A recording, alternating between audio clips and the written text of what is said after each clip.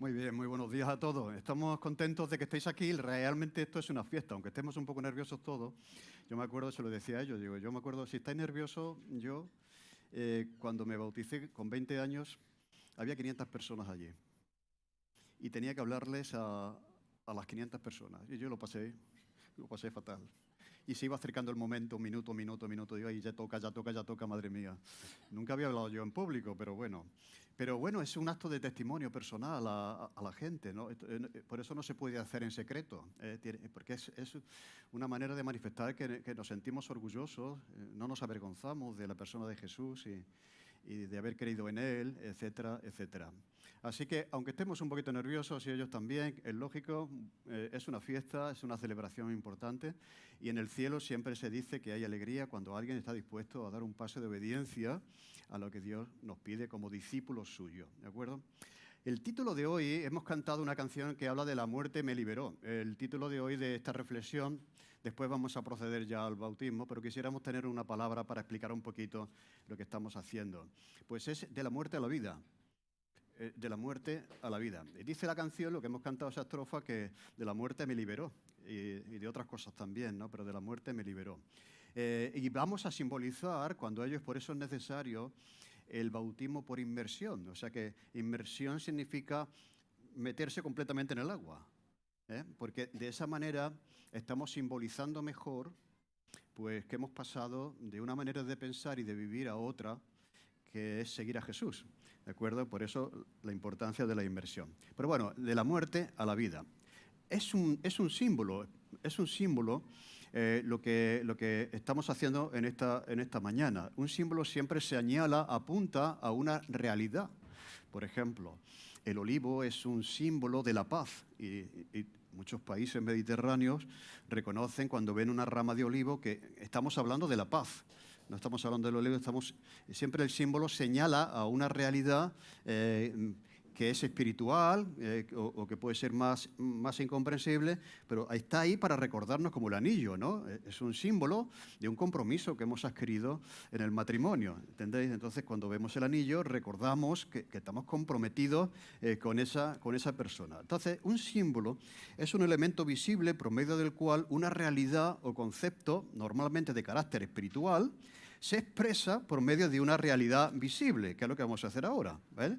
Entonces, estamos expresando, va más allá de lo que estamos viendo con los ojos. Esto es un símbolo que señala a una realidad espiritual y establece esa relación de correspondencia entre el símbolo y la realidad que expresa ese símbolo.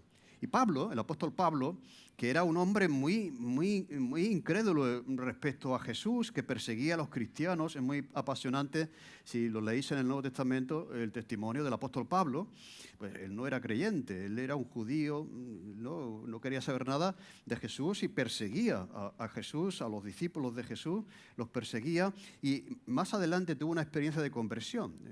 O sea, llegó un momento en que se dio cuenta de ciertas cosas y entonces él se hace cristiano, o sea, y escribe, entre otras cosas, escribe lo siguiente. Vamos a leer un texto, pero en el texto que vamos a leer ya anticipo que nos va a hablar del símbolo, de la realidad y del significado del bautismo. O sea, que en este pasaje que vemos vamos a ver eso, ¿no? Como él nos está explicando lo que estamos haciendo aquí en esta mañana. El texto es Romanos capítulo 6, versículo 1 al 14. Y dice lo siguiente, lo vais a ver aquí en la pantalla, que dice: ¿qué pues diremos?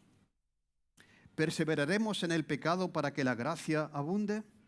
En ninguna manera, porque los que hemos muerto al pecado, ¿cómo viviremos aún en él? ¿O no sabéis que todos los que hemos sido bautizados, veis el bautismo, en Cristo Jesús, hemos sido bautizados en su muerte? Porque somos sepultados juntamente con él para muerte por el bautismo, a fin de que como Cristo resucitó de los muertos por la gloria del Padre, así también nosotros andemos en vida nueva. Porque si fuimos plantados juntamente con él en la semejanza de su muerte, así también lo seremos en la de su resurrección.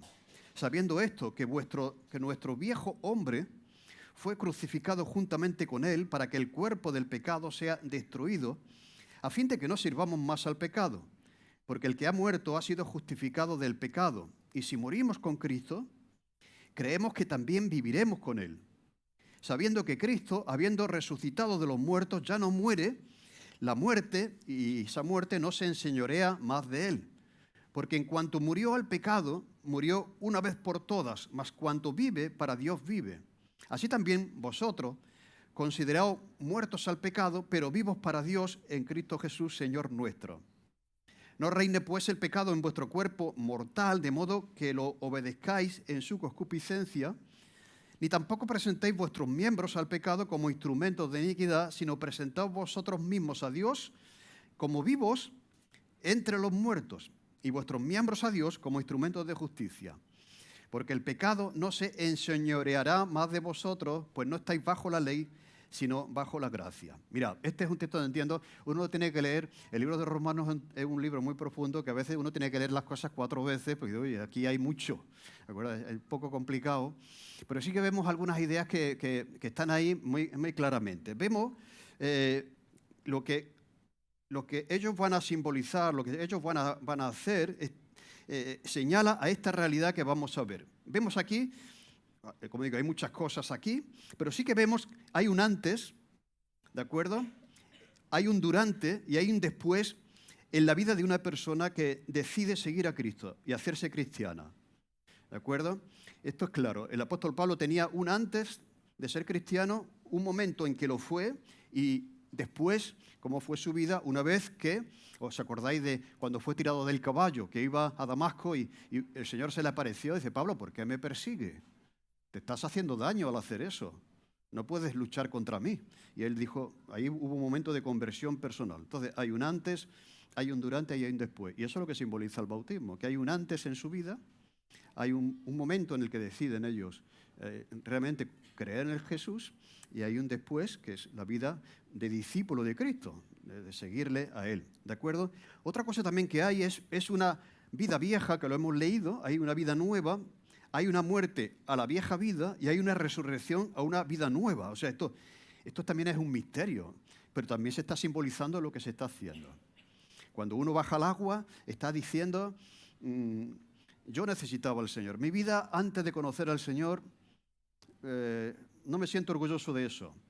Pero yo muero a esa manera de pensar y de vivir y ahora, cuando salgo del agua, porque van a salir, están simbolizando una nueva vida en esa identificación con la resurrección de Jesús. Jesús resucitó, pero antes tuvo que morir.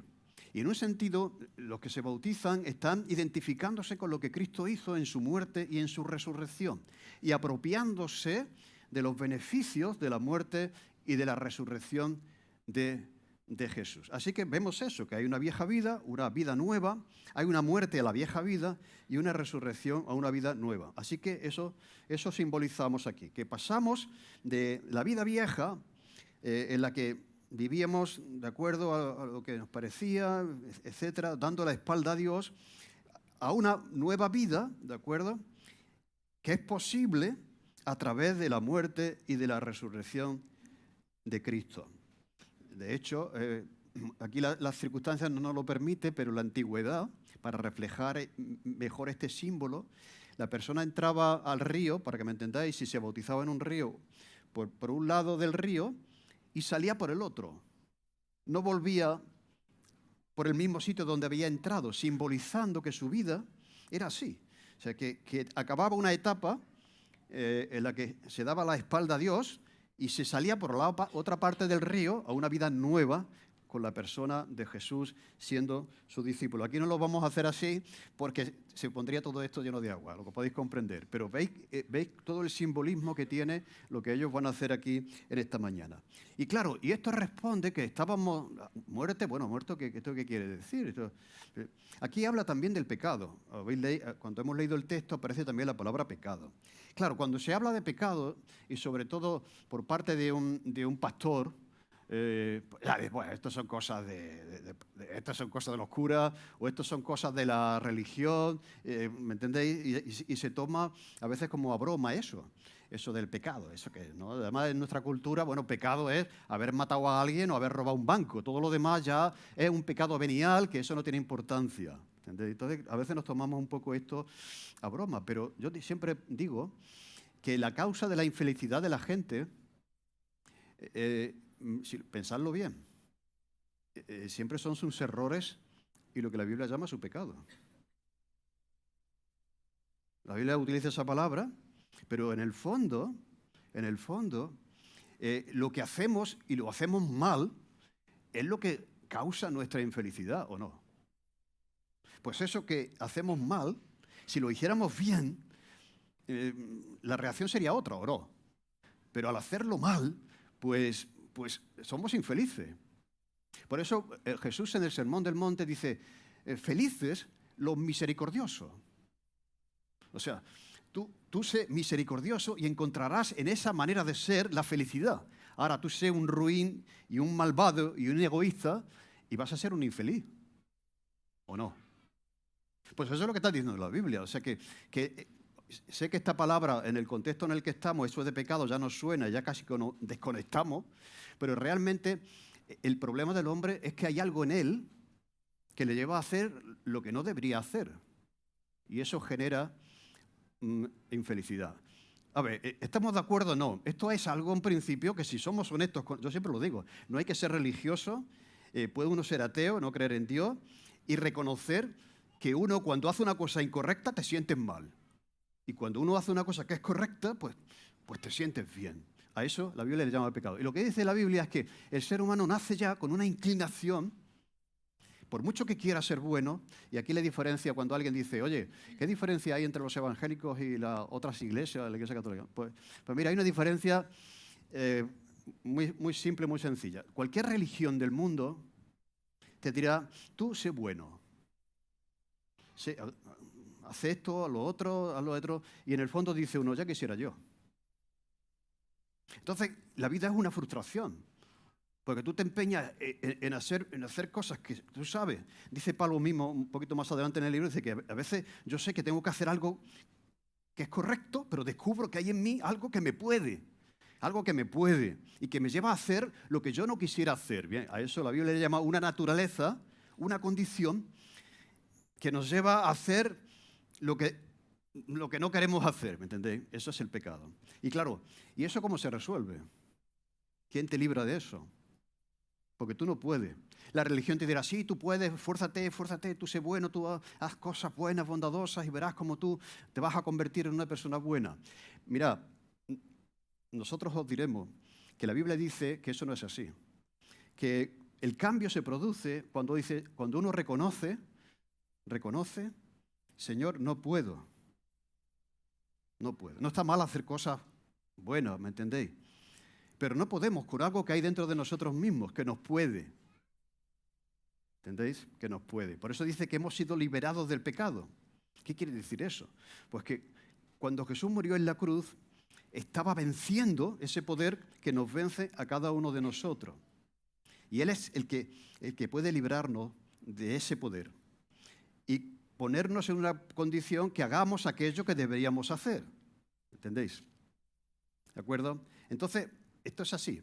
De hecho, Jesús vino a morir por nuestros pecados, lo cual demuestra que esa fue su función, su propósito. No vino a hablarnos de ser buenos, de la ética, de la filosofía. Vino a poner el dedo en el corazón del hombre y decir, hay algo en tu corazón que no está bien y que tú solo no lo puedes resolver, ni la religión tampoco. Pero si tú crees que yo morí por ti, que yo pagué el precio, que yo liberé eso que te esclaviza, ¿de acuerdo? Pues tú puedes sentirte libre. Por eso hemos cantado que Él me liberó. Pero bien, entonces, ¿cómo nos libramos de eso? ¿Cómo podemos pasar de una vida vieja en la que somos esclavos de eso a una vida nueva? Y mirad, todo tiene que ver con Jesús. Por eso aquí lo que estamos es simbolizando lo que Jesús hizo en la cruz por cada uno de nosotros.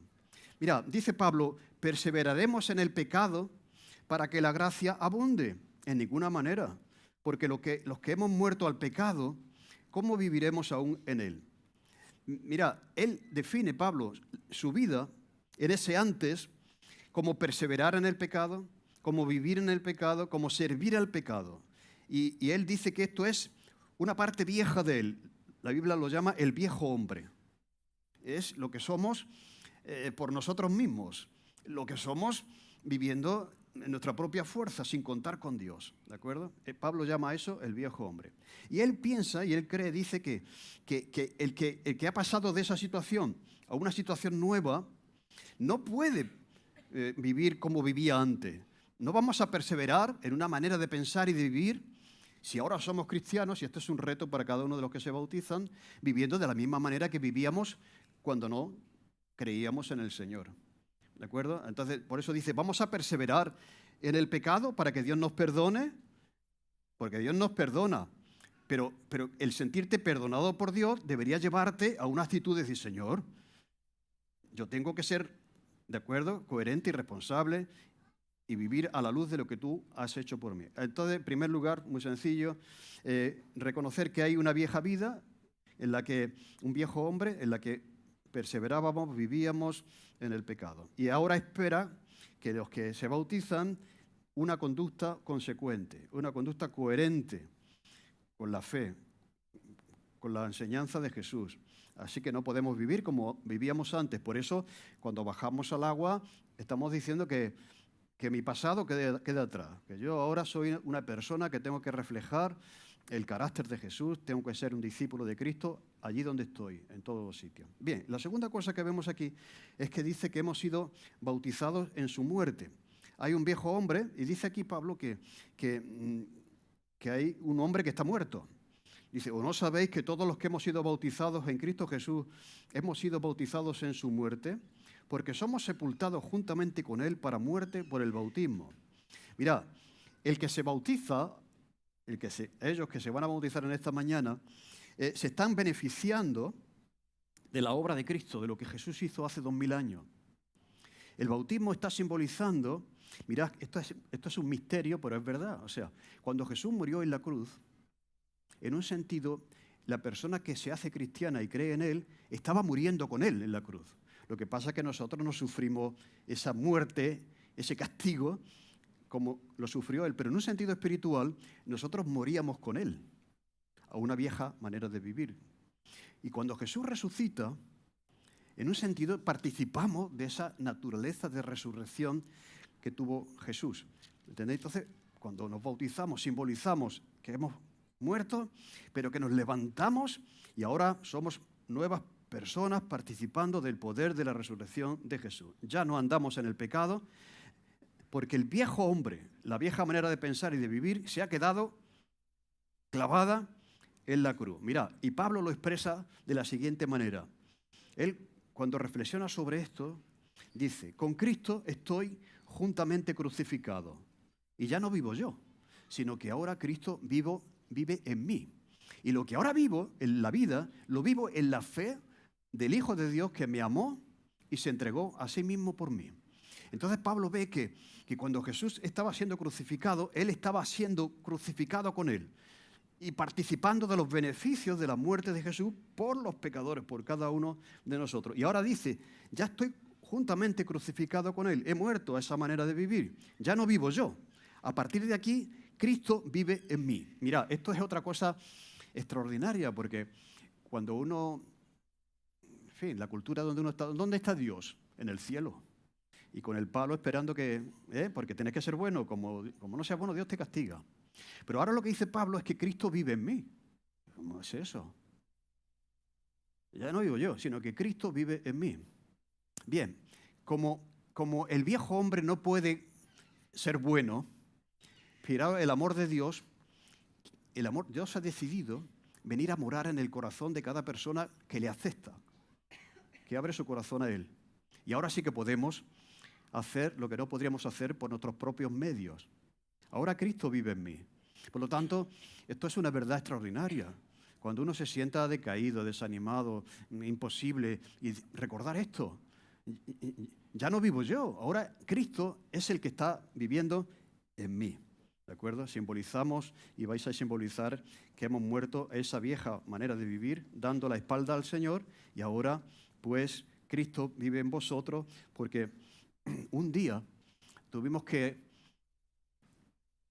enfrentarnos con esta verdad. O sea, cuando éramos pequeños, nuestros padres hicieron lo que la tradición, nos bautizaron, pero nosotros no decidimos ahí al respecto. Ahora tienes, por eso el bautismo de adulto, mira, en la cultura nuestra puede parecer una locura. Gente mayor aquí haciendo esto, yo no lo haría. Yo a mí me pasaba. Pero mira, es un acto de valentía. ¿Tú serías capaz de hacer eso?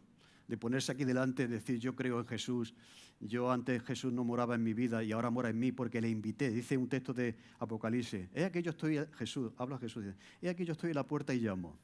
Si alguno oye mi voz y abre la puerta, yo entraré a él y estaré con él. Por eso Jesús le dice a los discípulos cuando les manda a predicar el Evangelio, yo estoy con vosotros todos los días hasta el fin. ¿Y dónde está? Dentro de ti, porque has decidido venir a tu vida.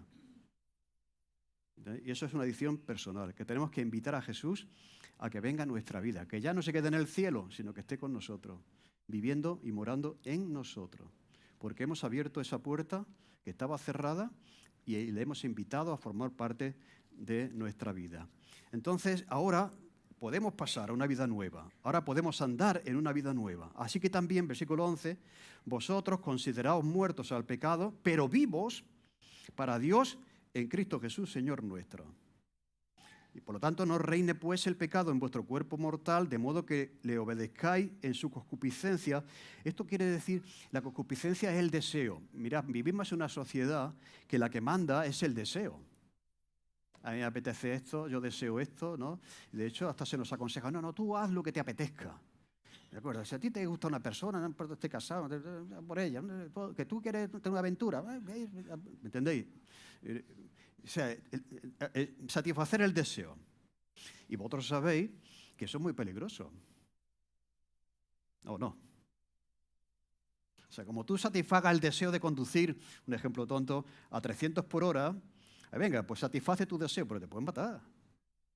Como tú quieras satisfacer el deseo de tener una aventura, pues puedes romper tu matrimonio. O sea, el deseo tiene que estar controlado. Hay deseos que son buenos y hay deseos que son malos. Por eso dice Pablo que esto precisamente explica nuestra vieja manera de vivir, que la que gobernaba era el deseo.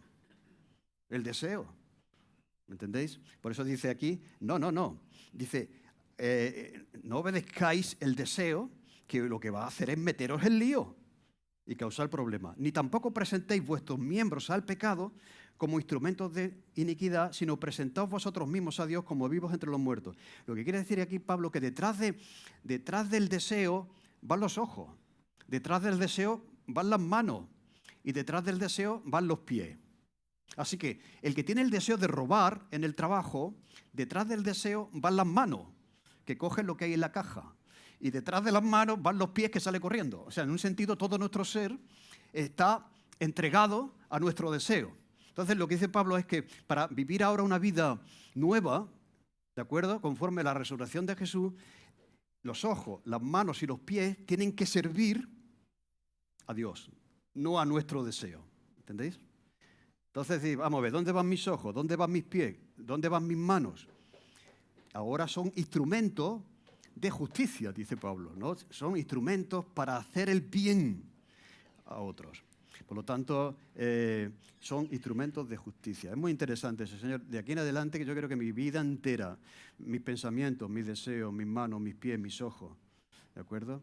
Pues estén conformes a ti, a tu palabra, y te sirvan a ti. Así que, por la resurrección de Cristo, dice Pablo que ahora estamos vivos delante de Dios. Por tanto, ya no reina el pecado en nuestra vida, no le obedecemos en todos sus deseos, no presentamos nuestros miembros al pecado como instrumentos para hacer el mal, porque sabemos las consecuencias. Por lo tanto, y ahora aquí dice Pablo que lo que tenemos que hacer es presentarnos nosotros a Dios y nuestros miembros, nuestros ojos, nuestras manos, nuestros pies, nuestros oídos, como unos instrumentos ya para hacer el bien, como un instrumento de justicia. Por lo tanto, aquí hay una identificación plena en el bautismo, en la obra y en la obra que Jesús hizo en la cruz. Jesús dijo en una ocasión, dice, separados de mí, nada podéis hacer. Pone el ejemplo de la vid y los pámpanos. O sea, si tú cortas un racimo de uvas de la vid, se seca el racimo, ya no sigue dando fruto. Por lo tanto, Jesús nos llama a una relación como tiene el pámpano, un racimo de uvas con la vid. En la medida que permanece conectado a la vid, da fruto. En el momento que se separa de la vid, se corta, ya deja Separados de mí nada podéis hacer. Cuando nos bautizamos estamos también diciendo que nuestra vida está conectada con la vida de Jesús y con la obra de Jesús. Por lo tanto, la vida de Jesús es ahora tu vida. ¿De acuerdo? La muerte de Jesús fue tu muerte. La resurrección de Jesús ahora es tu victoria. ¿De acuerdo? Y caminar con Jesús, seguirle a Él como un discípulo de Cristo, es vivir una nueva vida. ¿Me entendéis? No es un acto, o sea, meterse en el agua, yo digo, por eso es muy importante esto. ¿Hay que hacer para bautizarse? Mira, el bautismo es un símbolo. O sea, tú te puedes meter en el agua 20 veces, ¿de acuerdo? Y no vas a ser una mejor persona. Quiero decir, el agua no te limpia los pecados. Pero el agua nos señala a alguien que sí puede hacerlo, que te puede llevar de la vida vieja a la vida nueva, ¿de acuerdo? En la persona de Jesús. Y bien, pues esto es lo que ellos van a simbolizar a la hora de meterse en el agua. Ya se va acercando el momento. Vamos a hacerlo ya, pero vamos a tener una palabra de oración. Señor, te damos gracias por la Biblia, por tu palabra, que es clara, nos explica muchas cosas. Y Señor, gracias porque podemos ahora beneficiarnos de toda la obra de muerte y de tu muerte y tu resurrección. Señor, pedimos por la vida de los nuevos bautizados, que tú les guardes, que tú les ayudes, que tú les acompañes. Y ayúdanos, Señor, a cada uno de nosotros a entender estas cosas que hemos escuchado en esta mañana, para entender que sin ti nada podemos hacer. Te lo pedimos y te damos gracias en el nombre de Jesús. Amén. Amén. Muy bien, pues vamos a salir por aquí y ellos van a entrar, el bautisterio está aquí. No se ve porque está muy ahí, muy eso, pero allá